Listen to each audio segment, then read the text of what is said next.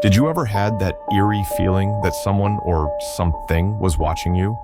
You're not alone. Before we uncover the terrifying truth, like this video and comment your location.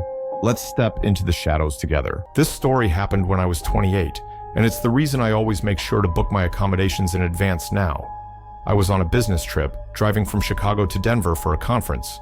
It was supposed to be a straightforward journey, but a series of delays and wrong turns had me still on the road well past midnight in the middle of nowhere, Nebraska.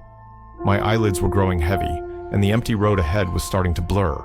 I knew I needed to find a place to stop for the night, but I hadn't seen any signs of civilization for hours. Just as I was considering pulling over to sleep in my car, I saw a faint glow on the horizon. As I got closer, I could make out a neon sign, "The Last Stop Motel." It looked old and run down, but at that point, I was too exhausted to care. I pulled into the nearly empty parking lot, noticing only one other car, an old station wagon that looked like it hadn't moved in years. The office was dimly lit, and as I pushed open the door, a bell jingled overhead. The smell hit me first, musty and stale, with an underlying scent I couldn't quite place. Behind the counter stood an old woman, her white hair pulled back in a severe bun. She didn't look up as I approached, her eyes fixed on an ancient TV set playing nothing but static. "Excuse me," I said, clearing my throat. "Do you have any rooms available?" Slowly, the woman turned to face me. Her eyes were milky white, and I realized with a start that she was blind. "We always have room," she said, her voice raspy and low. "It'll be $40 for the night, cash only." I hesitated for a moment, but my exhaustion won out. I handed over 2 20s, and in return, she passed me a key attached to a heavy brass keychain. The number 13 was etched into the metal. "Last room on the left," she said, turning back to her static-filled TV. "Enjoy your stay." The hallway to the rooms was dimly lit and seemed to stretch on much further than the size of the building should have allowed. As I walked, I could have sworn the walls were pulsing slightly like a heartbeat. I shook my head, blaming it on my fatigue. Room 13 was at the very end of the hall, the key stuck in the lock, and it took some jiggling before the door finally swung open with a creak. The room was basic, a bed, a nightstand, a small bathroom. But something felt off. The shadows in the corners seemed too deep, and I couldn't shake the feeling that I was being watched. Too tired to care, I collapsed onto the bed fully clothed. As soon as my head hit the pillow, I was out. I woke sometime later to a strange sound, a soft, rhythmic thumping coming from the wall behind the bed.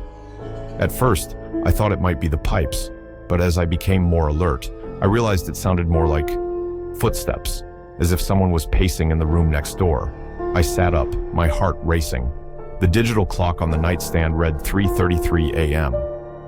The footsteps continued, growing louder and more insistent. Then suddenly, they stopped. In the silence that followed, I heard something that made my blood run cold. A voice, muffled but clear enough to understand. "I know you're awake. Why don't you come join us?" I froze, not daring to move or breathe. The voice came again, closer this time, as if the speaker was right on the other side of the wall. "We've been waiting for you. It's time to check out." Panic overtook me.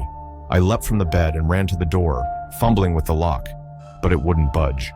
I was trapped. The thumping started again, this time from all around me.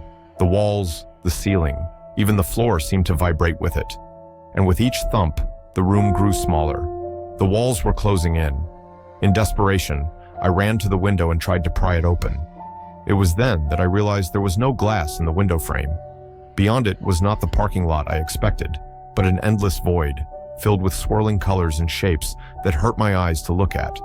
A hand emerged from the void, reaching for me.